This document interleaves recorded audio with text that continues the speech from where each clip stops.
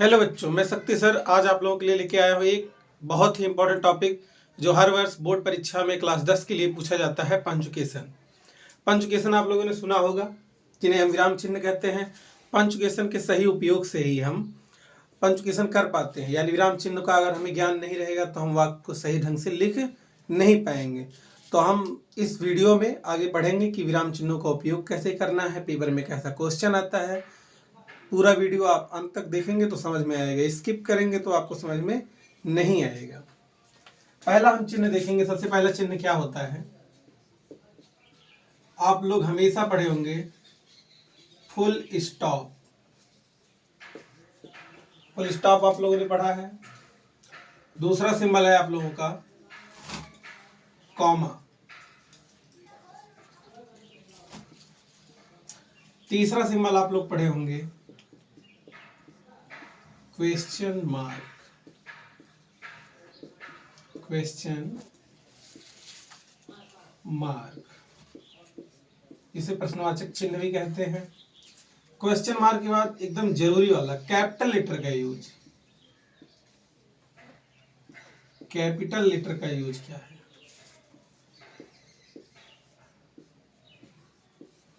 Capital letter, जो capital letter है, कहां पे प्रयोग करना है?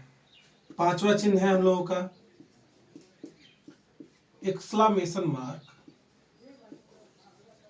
एक्सक्लामेशन मार्क जो उल्टा आई के जैसे दिखता है, ऐसा दिखता है। देखिए, एक्सक्लामेशन मार्क कहते हैं इसका। अगर ये 5 से 6 चिन्ह हम लोग बढ़िया से रट लेते हैं या पढ़ लेते हैं तो हमारा टॉपिक खत्म हो जाता है इनमें। तो सबसे पहले हम पढ़ेंगे फुल स्टॉप का यूज। फुल स्टॉप का यूज होता कहाँ पे है? फुल स्टॉप का यूज बहुत चीजों में होता है। आप लोगों ने देखा होगा, एक तो साधारण वाक्य में, असर्टिव सेंटेंस के जितने भी वाक्य हैं वहां पे फुल स्टॉप का प्रयोग है। यानी कि पहला रूल हो जाएगा इसके लिए, रूल फर्स्ट, असर्टिव सेंटेंस में, असर्टिव में असर्टिव सेंटेंस हो गया। रूल दूसरा, ये पहला मान लीजिए तो ये दूसरा है। रूल 2 होता है किसी चीज के फुल फॉर्म में। फुल फॉर्म में अगर किसी चीज का आप फुल फॉर्म लिखते हैं वहां पे भी हम लोग फुल स्टॉप का प्रयोग करते हैं। रूल तीसरा, संक्षिप्त रूप में। संक्षिप्त रूप का मतलब जैसे हमें मिस्टर लिखना है, मिस्टर की जगह पे हम यमार लिखते हैं, फुल स्टॉप लगा कि नहीं। श्रीमती लिखना है तो हम लोग SMT लिखते हैं लेकिन लगाते हैं फुल स्टॉप। ऐसे शब्दों के लिए भी हम लोग फुल स्टॉप का प्रयोग करेंगे। फुल फॉर्म का मतलब जैसे आप PM लिखना चाह रहे हैं, PM प्राइम मिनिस्टर। DM लिखना चाहते हैं, डिस्ट्रिक्ट मजिस्ट्रेट। CM लिखना चाहते हैं, चीफ मिनिस्टर। फुल स्टॉप का प्रयोग होना चाहिए यहाँ पे। आप ऐसा प्रयोग करेंगे तो आपका वाक्य गलत हो जाएगा। असर्टिव सेंटेंस यानी कोई भी वाक्य साधारण है तो उसके अंत में हम फुल स्टॉप का ही प्रयोग करेंगे। शॉर्ट फॉर्म में भी हम किसका प्रयोग करेंगे? फुल स्टॉप का प्रयोग करेंगे। तो हमारे ख्याल से फुल स्टॉप आप लोगों का क्लियर हो गया। अगर आप लोगों को समझ में आया हो तो कमेंट में लिखिए यस। अब दूसरे चिन्ह के बारे में पढ़ेंगे, कॉमा। कॉमा पढ़ने से पहले इसको एक बार हम लोग इरेज कर लेते हैं।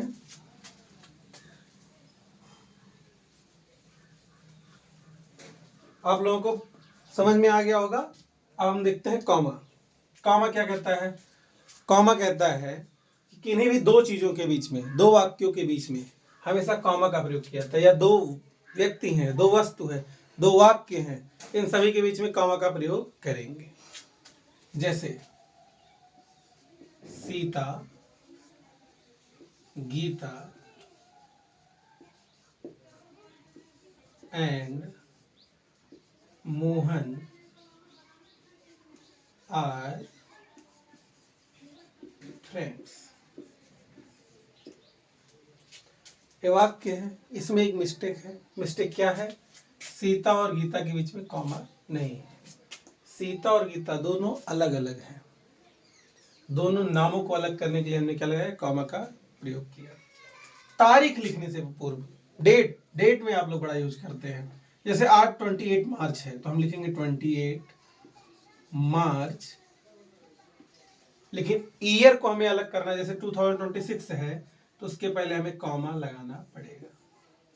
पंचुकेशन वाले वाक्य में क्या करेगा, डेट तो दे देगा लेकिन कॉमा नहीं लगा रहेगा।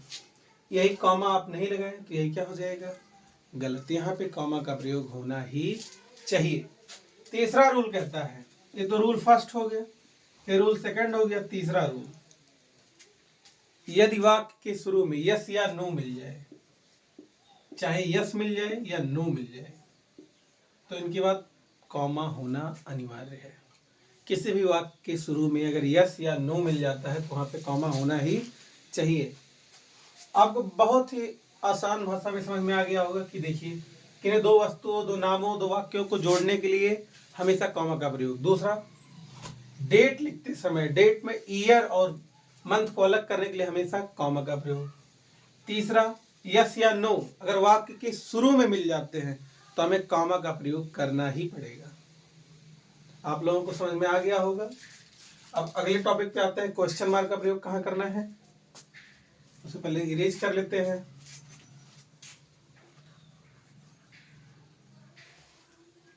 देखिए, वीडियोज को स्किप करके देखने से कोई फायदा होता नहीं है। 2x 3x 4x पता नहीं कितने x पे करके लोग वीडियो देखते हैं, कितना फास्ट पढ़ लें। एक बार आपको कॉन्सेप्ट क्लियर हो जाए ना कि चिन्हों का प्रयोग कहाँ करना है, फिर पंचुकेशन का ऐसा कोई भी वाक्य नहीं है जो आप कर नहीं लेंगे।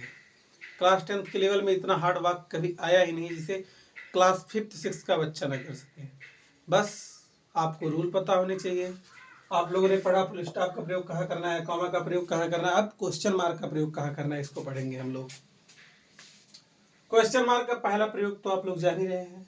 पहला क्या, अंतिम ही मान के रखिए उसे, कि जहां भी प्रश्नवाचक चिन्ह है, जैसे what, who, where, when, which, whom, ऐसे शब्द आएंगे, हाउ, ऐसे शब्द आएंगे, वहां पे क्वेश्चन मार्क लगेगा ही लगेगा। ऐसे शब्द जहां कहीं पे आ जाए, what, who, where, when, which, whom, how, वहां पे क्वेश्चन मार्क लगना ही लगना है। यानी जहां पे प्रश्न पूछने का बोध होता है वहां पे हम क्वेश्चन मार्क का ही प्रयोग करते हैं। आप लोगों को याद होना चाहिए। दूसरा चीज, कई बार इस शब्द नहीं होते हैं, सहायक क्रिया पहले होती है, और सहायक क्रिया अगर वाक्य के पहले है और क्या शब्द की अंग्रेजी नहीं लिखी गई तो वहां क्वेश्चन मार्क होना जरूरी है। जैसे डू यू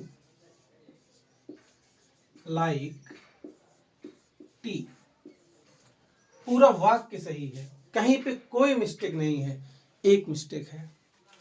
डू वाक्य पहले आया, यानी क्या आप चाय पसंद करते हैं, प्रश्न पूछा, जब प्रश्न पूछा तो यहाँ पे क्या होना चाहिए, क्वेश्चन मार्क। यही मिस्टेक था और कुछ नहीं। यही एक मिस्टेक आप अगर पंचुकेशन वाक्य में कर देंगे आपको पूरे नंबर मिलेंगे। क्वेश्चन मार्क आप लोगों को क्लियर हो गया कि what, who, where, when, which, whom, how ऐसे शब्द मिलेंगे तो आप लोगों को क्वेश्चन मार्क लगाना है। अगर सहायक क्रिया पहले मिल जाए, सब्जेक्ट बाद में मिले, तब भी हमें क्या लगाना है, क्वेश्चन मार्क। Concept clear? अगर कॉन्सेप्ट क्लियर हो गया हो तो हम लोग आगे बढ़ते हैं। कोई जरूरी नहीं कि वीडियो 10 मिनट में ही सारा समझ में आ जाए, एक बार में ही सारा समझ में आ जाए। एक बार में समझ में आ जाता, अगर ऐसा होता तो हम class 5th 6th 7th 8th 9th 10th हमेशा से विराम चिन्हों को पढ़ते आ रहे हैं, पंचुकेशन को पढ़ते हुए आ रहे हैं। आजकल एनसीईआरटी बुक्स या इंग्लिश मीडियम की बुक में क्लास 3rd से 4th से पंचुकेशन शुरू हो चुका है। लेकिन यूपी बोर्ड के बच्चों में क्लास 10th में आने के बाद बच्चे 2 नंबर का जो वाक्य उसे भी सही करके नहीं आते हैं।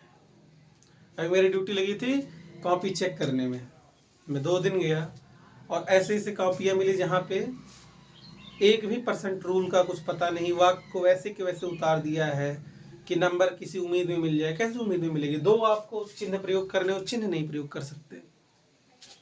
अब अगला है कैपिटल लेटर का प्रयोग, सबसे important capital letter. Capital letter का प्रयोग कहाँ करते हैं? सबसे पहले आई, आई शब्द जो है ये वर्ड है यूनिक, मैं मतलब अहम, मैं कभी छोटा नहीं होता है। आई वर्ड कहीं पे भी मिले, वाक्य में अगर अकेले कहीं पे हो, शुरू में, अंत में, पहले, हमेशा आई कैपिटल होना चाहिए। कैपिटल लेटर का पहला यूज।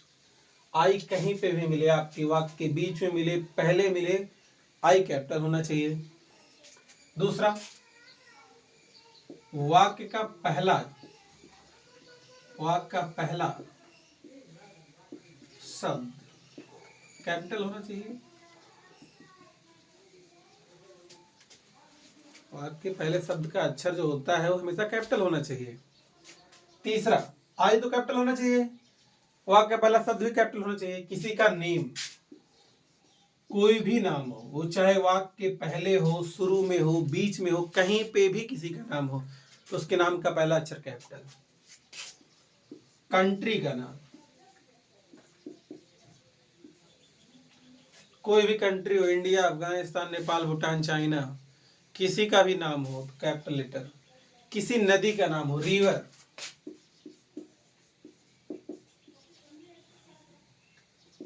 प्लेनेट, कुछ भी हो, उसका वाक्य का पहला अक्षर क्या रहना चाहिए? कैपिटल रहना चाहिए। अब कहीं ताजमहल लिखा है, आप ताजमहल का टी छोटा कर रहे हैं, क्यों? कैपिटल होना चाहिए।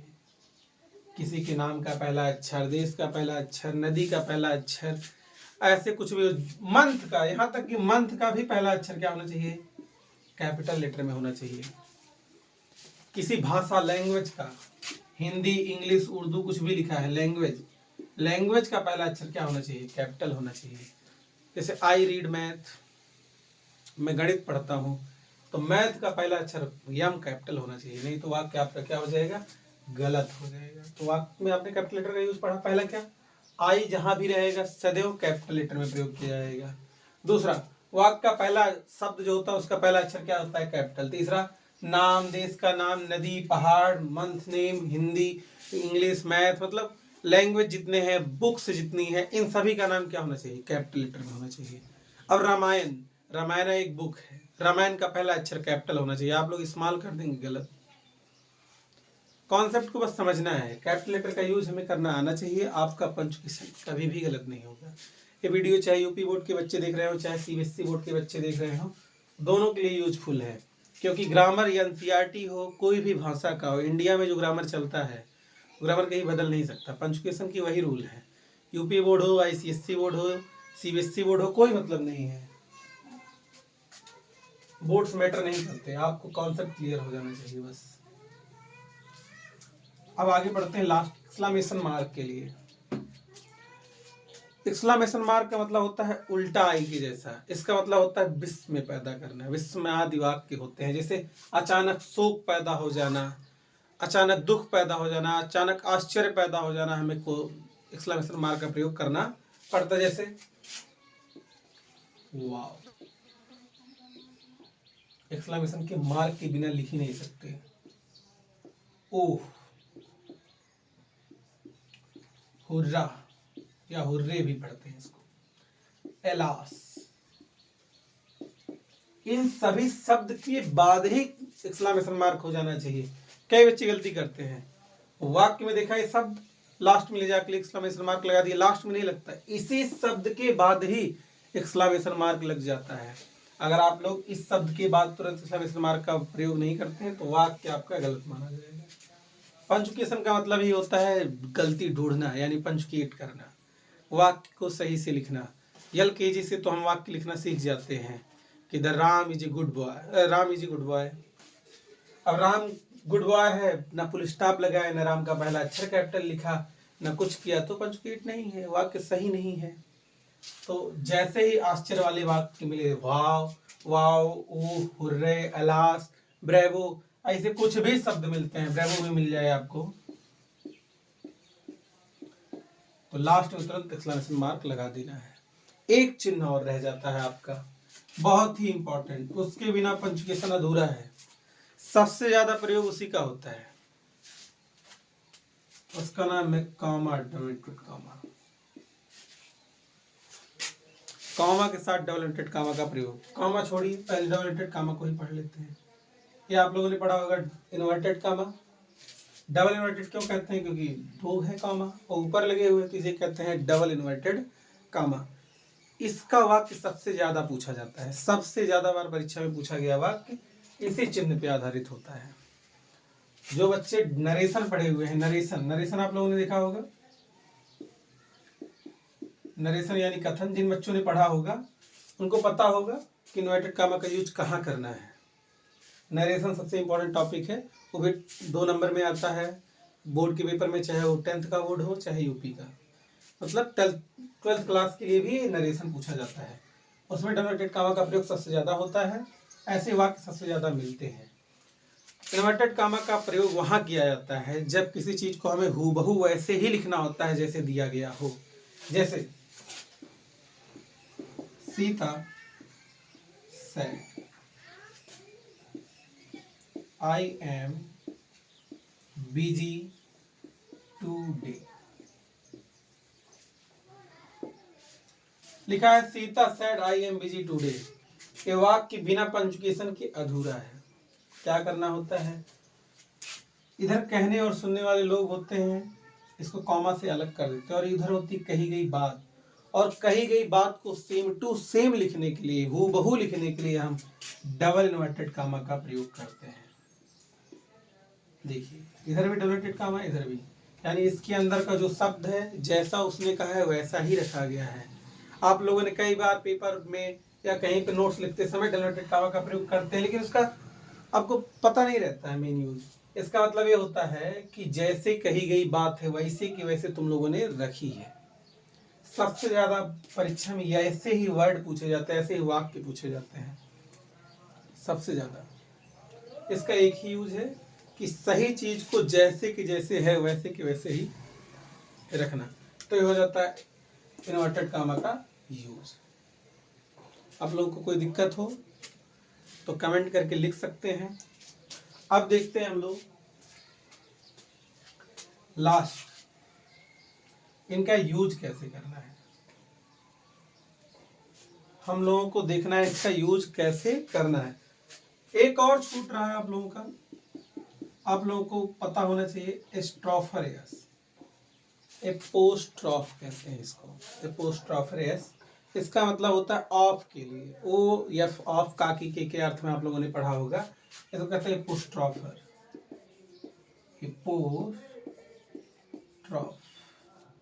यस, एपोस्ट्रोफर ए, यस कहते हैं इसको। इसका यूज कहाँ करते हैं? चलो देखते हैं इसका यूज कहाँ करते हैं। सबसे ज्यादा यूज आता है, इसका यूज कहाँ करते हैं?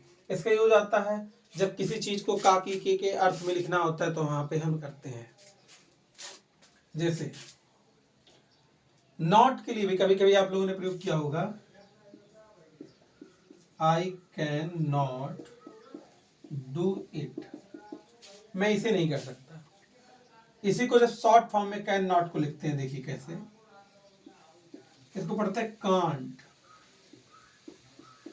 ऐसे, बीच का ओ गायब, वो गायब हो गया, वो बहुत बड़ी बात नहीं है। दिक्कत ये है कि यहाँ पे अगर एक पोस्ट्रोफरेस नहीं लगा गया है तो ये वाक्य हो जाएगा गलत।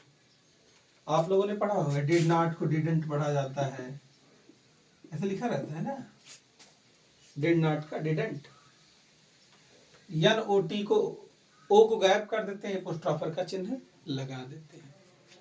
इसके लगाने का मतलब कि किसी चीज को शॉर्ट फॉर्म में भी लिख सकते हैं और उसके अर्थ में भी कर सकते हैं। जैसे देखते हैं अगला,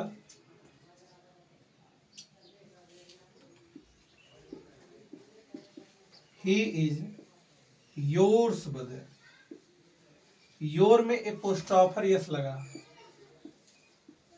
ब्रदर, ही मीन्स वह, इज मीन्स है, योर्स मीन्स तुम्हारा, ब्रदर मीन्स भाई, वह तुम्हारा भाई है।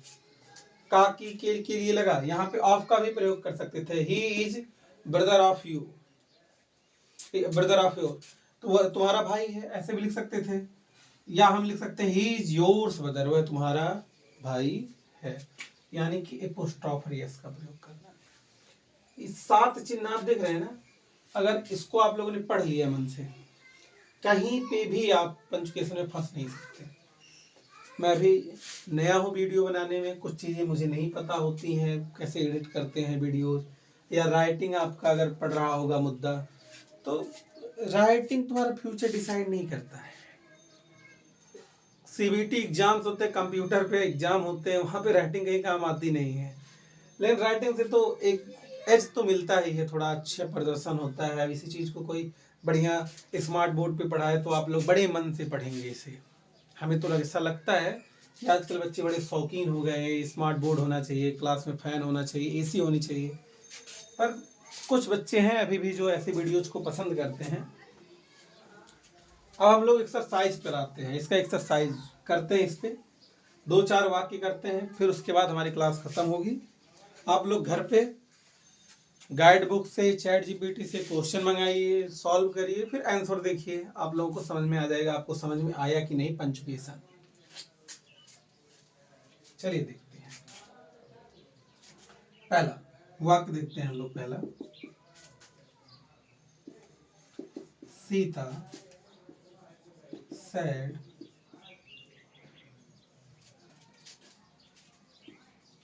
Ram is a good boy. वाक्य में कुछ गलत नहीं है, आप देखेंगे तो कहेंगे वाक्य में गलती क्या है, कुछ गलती नहीं है, कहीं पे भी स्पेलिंग मिस्टेक नहीं आएगा ऐसे वाक्यों में। गलत क्या है, वाक्य का पहला अक्षर क्या होना चाहिए, कैपिटल। इधर कहने और सुनने वाले लोग हैं तो उधर कही गई बात होगी, तो कही गई बात को हमेशा किसमें रखते हैं, डबल इन्वर्टेड कामा के अंदर। और डबल इन्वर्टेड कामा के अंदर का भी वाक्य का पहला अक्षर क्या होना चाहिए, कैपिटल। देखिए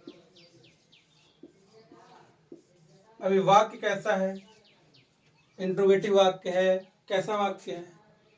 अगर वाक्य साधारण है तो फुल स्टॉप लगाएंगे, प्रश्नवाचक होता तो क्वेश्चन मार्क लगाते हैं, तो फुल स्टॉप लगाए, और फुल स्टॉप के बाद हम इन्वर्टेड कामा को बंद करेंगे। कुछ लोग पहले इन्वर्टेड कामा लगाते हैं फिर फुल स्टॉप लगाते हैं, वाक्य गलत हो जाएगा। क्यों, क्योंकि कही गई बात साधारण है, प्रश्नवाचक है, कैसी बात है, उस चीज को क्या करते हैं हम लोग इसके अंदर रखते हैं कि जैसा वाक्य कहा गया वैसे हम रखें। तो सबसे ज्यादा इस टाइप का वाक्य आता है। अगले हम वीडियोज में आप लोगों को एक्सरसाइज करवा देंगे, तब तक के लिए इस वीडियो को आप लोग बढ़िया मन से देखिए और कोशिश करिए घर पे सॉल्व करने की, ठीक है। तब तक के लिए धन्यवाद।